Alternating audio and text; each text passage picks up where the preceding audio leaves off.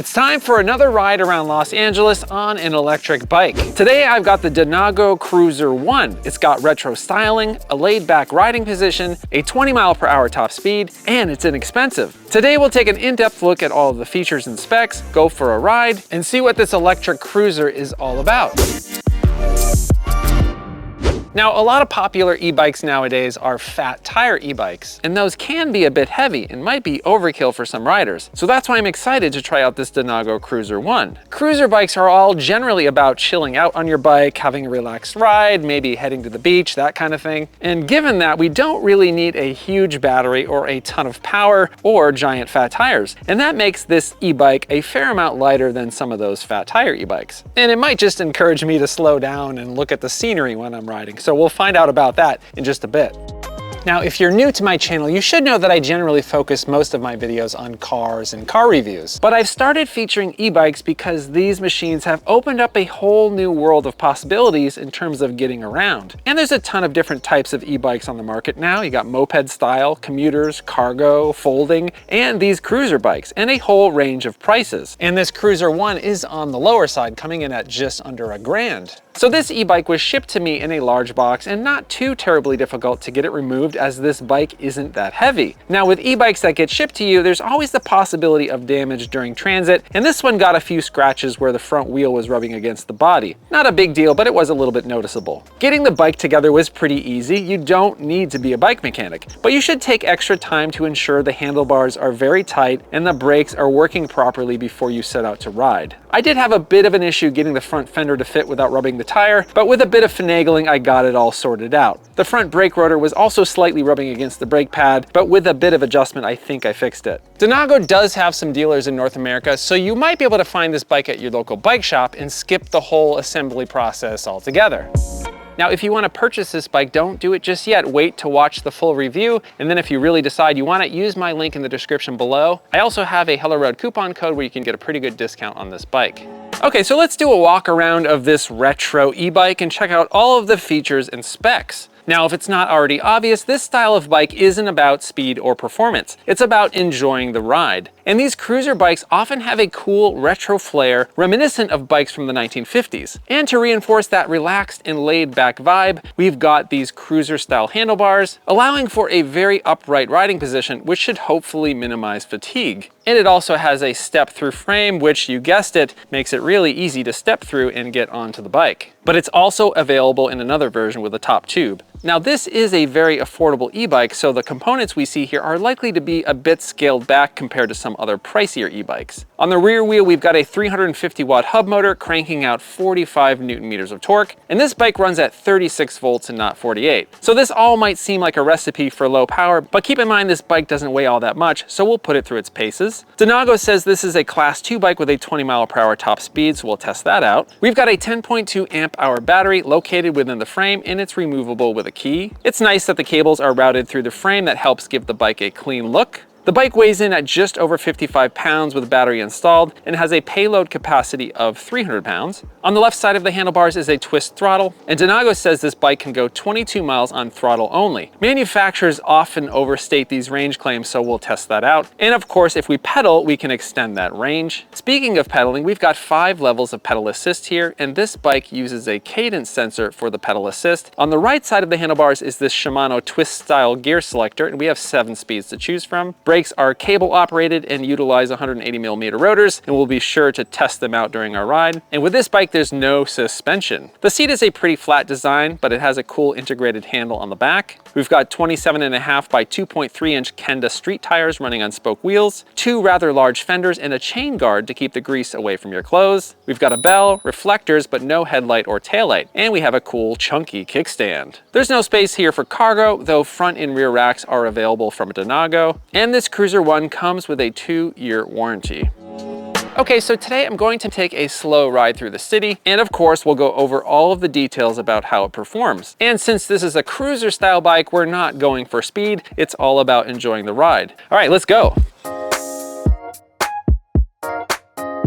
So So as I mentioned, this is a 36 volt bike, not a 48 volt bike or above. And it's got that 350 watt motor out back. So it's not gonna have as much get up and go as some of those higher power bikes. 45 Newton meters of torque, and that's about half as much torque as that Freedare fat tire bike that I recently reviewed. All right, so let's do a quick acceleration test. Now, if you wanna use the throttle only to get started, you actually do have to pedal this bike a little bit, because if you just hit the throttle, it's not gonna start. This bike does require you to give it a little bit of help to get going. So let's give it a little bit of help. Get the throttle going. Let's see what our top speed is. Should be 20. We'll see how fast we can get going on just throttle only. We're going 15. This is very flat right here, so we should be able to hit 20. 17, 18. All right, we're 19. We're getting close. We're getting close. All right, we hit 20. Actually, we're going a little bit faster than 20 according to my GPS. 21. So yeah, this is essentially a class 2 bike, and no, it cannot be unlocked to go 28 miles per hour for those class 3 speeds. And I think that's a good thing. I don't think you'd really want to be riding this thing 28 miles per hour. It's not really what it's for. So yeah, while it does not have a whole lot of torque, while it really can't get you off the line very quick, 20 miles per hour is a pretty good speed. Could make it a pretty useful bike if you want to get anywhere quickly, but I don't really think that's the point of this bike. I think the point of this bike is just about cruising, about looking around and enjoying the sights and the sounds and the smells of everything around you. Listen to the birds chirping if you're by the ocean and not this kind of gross LA river. You listen to the sound of the waves splashing. All right, let's get back up to 20 miles per hour, and we're going to do a downhill brake test. All right, 3, 2, 1, go. Locked up the rear tire a little bit, but we stopped pretty quickly. That was a pretty decent stop. You do really have to mash on those brakes though. They are cable operated, not hydraulic, but it does really help having those 180 millimeter rotors. Some of these cheaper bikes only come with 160 millimeter rotors. Now we do have those 5 levels of pedal assist here. One kind of barely feels like it's doing anything. You don't really start to feel much until pedal assist level 3. Once you're on 5, it gives you max power. But one thing to keep in mind with bikes like this that have cadence sensors as opposed to torque sensors on the pedals is that when you start pedaling, there's like a second delay before the motor kicks in. And when you stop pedaling, there's like a half a second before the motor stops. So this is very common with bikes like this. It's not terrible, it's just something that you have to get used to. And on the right-hand side here, we have this twist-style Shimano gear selector, and it's got 7 speeds to choose from. I understand why they went with a twist-style gear selector here, mainly because of the shape of the handlebars. It's a little bit more ergonomic, I think, but I often find myself shifting like 2 or 3 gears at once because there's not much space between the selections here. So if you're just very gentle with it, you can get it to shift just 1 gear. And unlike a lot of electric bikes, you do actually need to use the gears here because it doesn't have that much torque. You will need to optimize your pedaling a little bit for the terrain that you're on. So some of the other e-bikes that I've ridden, I just constantly leave it in 7th gear, but this one you do actually have to shift. All right, let's talk about comfort. The things that I love about this bike are these handlebars. Yes, a lot of people don't like this style of handlebar. It's definitely a very relaxed, upright riding position. I know a lot of people like a little bit more of an aggressive position, but I really dig this. It also just sort of encourages you to ride slower, to be a little bit more relaxed. And I'd say maybe that's kind of the point of this bike. It's a little bit less about transportation and more just about recreation. I don't think I'd want to commute on this bike. And I think the main reason why I wouldn't want to commute on this bike is because the seat is just not that comfortable for me. You know, bike seats are always a matter of personal taste. You might love this one, but for me, it's a little bit hard. And the good news is if you didn't like it, swapping out a seat is very easy and inexpensive. So this being a relatively inexpensive bike and a cruiser style bike, there is no suspension here, none on the front and none on the rear. And maybe what I might do with this bike is swap out this seat with a suspension seat. That might provide a little bit more comfort.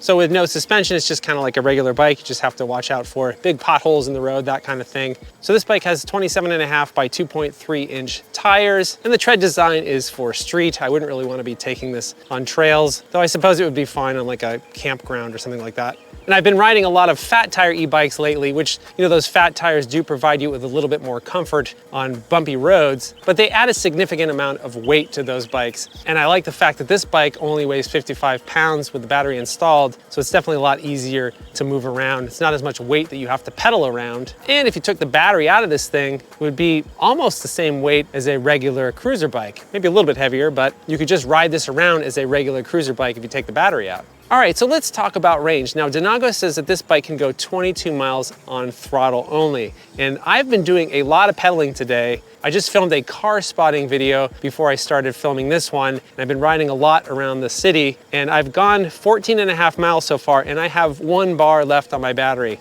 And very little of that has been throttle only. So I don't really think I could even come close to 22 miles on throttle only. So I'd say maybe I could go like 10 miles, 15 miles on throttle only. Obviously you can go a lot more than that if you're pedaling, but you know, range always depends on a huge number of factors: rider weight, terrain, weather, riding style, how much you're using that throttle. So if you're just using this for cruising around your neighborhood or the beach or that kind of thing and not trying to use it to commute on, I think it would work out pretty well.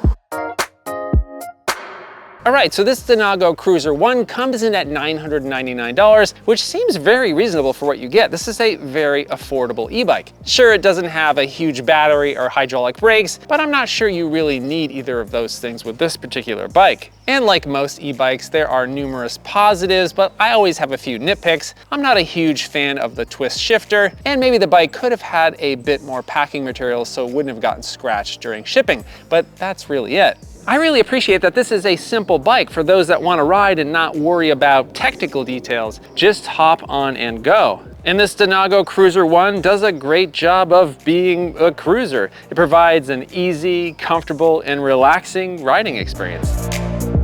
All right, that's it for this e-bike video. If you like this video and you want to see more like it, please consider subscribing and hitting that bell icon. If you want to help support the channel, please buy a Hello Road t-shirt at helloroad.tv/shop. Thanks so much for watching. I hope you're well, and I'll see you soon.